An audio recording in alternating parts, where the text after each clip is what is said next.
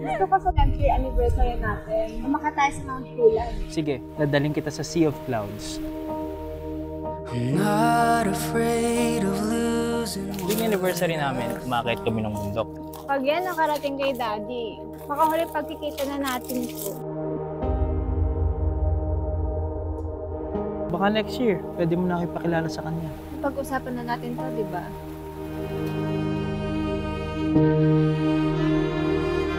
5 taon na tayong ganito. Hindi ka ba napapagod? Nahihirapan din ako.